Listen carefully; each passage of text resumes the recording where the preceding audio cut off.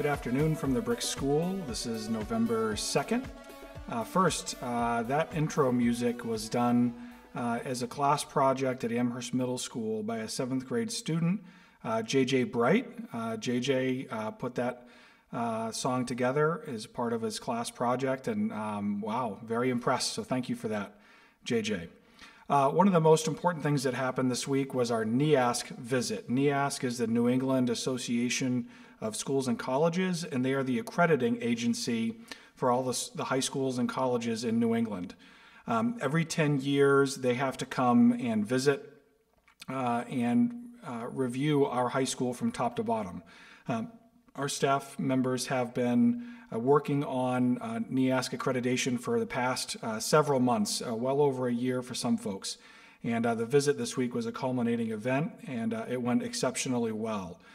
Very proud of all the efforts of our staff, administrators, Amy McWiggin in particular, who really led the effort for us. So great job, Sohegan High School.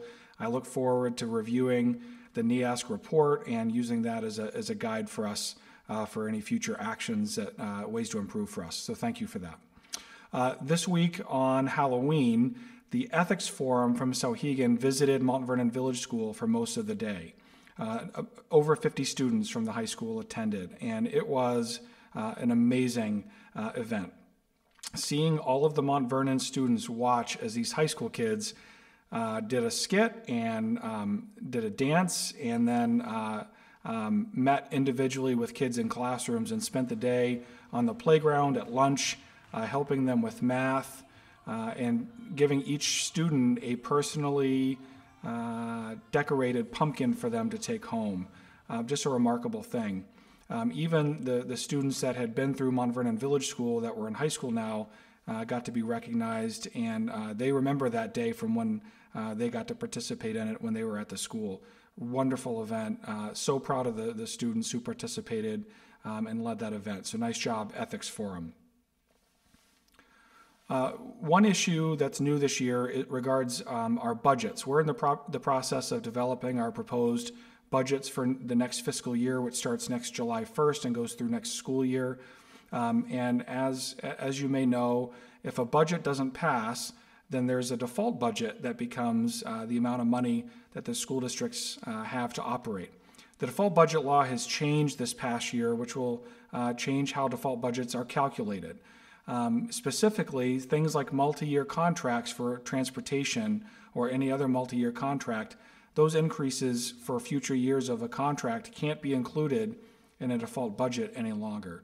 So that means our default budgets, will be lower than they have been in the past, and will create pressure for us if our budgets don't pass, because our transportation contracts we'll still have to pay for, but we'll need to find money from some other place to make those things happen. So just something for the community to be aware of as we start working through the budget development process.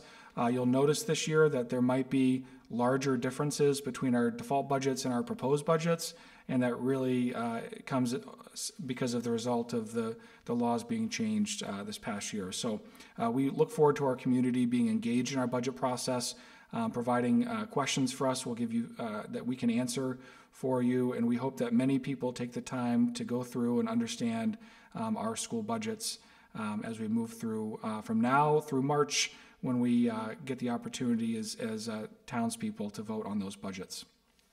Now that we're into November, it's important to talk about school snow days and delays and cancellations. So the way that process will work for notification is different this year. If you want to receive a snow day call or a text message or an email, you have to sign up for those alerts. Not everybody will receive those automatically. In fact, nobody will. You need to go through the process of signing up for them. The easiest way to sign up to get text message alerts is to text SAU39SNOW, all one word, SAU39SNOW, to 888-777, and that'll sign you up for text message alerts.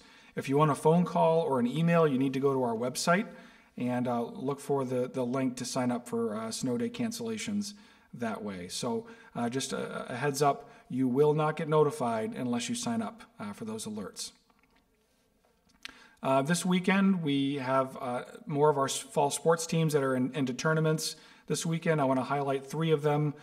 First, the high school varsity football team will be competing against Bow High School in the first round of the tournament tomorrow, Saturday, November 3rd at 1 p.m. At Bow High School. At 2:30 tomorrow, our cross-country team will be competing in the Meet of Champions at Mines Falls in Nashua. We wish them luck. And then Sunday at around 10:30, our Fall Spirit team will be competing in their competition at Pinkerton High School. So we wish all 3 of those teams good luck. And today I'm going to end with a video that was put together by Adam Theriault at Souhegan High School regarding the mission statement for Souhegan High School. This video was played this past Sunday for the NEASC accreditation team visit, and I thought it was exceptionally well done and wanted to leave it for you here. So have a great week. We'll talk to you next week.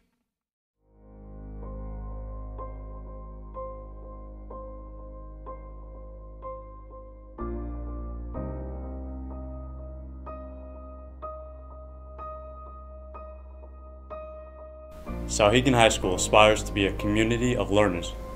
Born of respect, trust, and courage. We consciously commit ourselves to support and engage an individual's gifts, passions, and intention. To develop and empower mind, body, and heart. To challenge and expand the comfortable limits of thought, tolerance, and performance.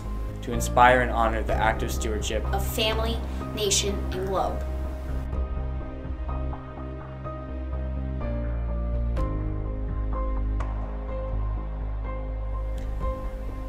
I really think that Souhegan does a good job with the part about engaging individual gifts, passions, and intentions. Like, I came here from a different middle school, so I didn't know anyone, and the environment is just so welcoming, and I felt like it was just the perfect place for me to grow in a new direction, like coming from a school that focused more on STEM, and it just helped me grow like in a whole different direction without like stifling the other parts of me that I still gotta, learn, like, the science classes are still really good and stuff, but I was always interested in other things that I couldn't learn in my old school, and this is like the perfect place with the perfect, group of kids and teachers to help me like really expand as a person and as a learner. Souhegan, it's really not a school, it's more of a community. Like, it feels like it's not necessarily like, oh, you have to go to school, but it's more like you go to this community and all your friends are there, and it's supporting, nurturing, and fostering like environment, and it really supports what you want to do with your life necessarily. Like, it supports your passions, and it encourages those passions, and it encourages you to develop those passions. For me, is a statement that basically talks to us about what a good person is in our community. And when I say community, it's not just Amherst, it's not just Souhegan, not just the United States, but the community of the world. I think we're all in this together, and this mission statement helps us keep focus of what really is important and to be the best person that we can be. I think to me, the idea that we develop and empower the mind, body, and heart implies that we're looking at not just one part of the student, but who they are as an individual and who they are as a person. And as teachers, even if we're specific to one content, be it English or math or science, it means that we look beyond that and we look to how we can teach them to be citizens and to be real people and to be understanding and to be reflective as to who they are as individuals. Respect, trust, and courage.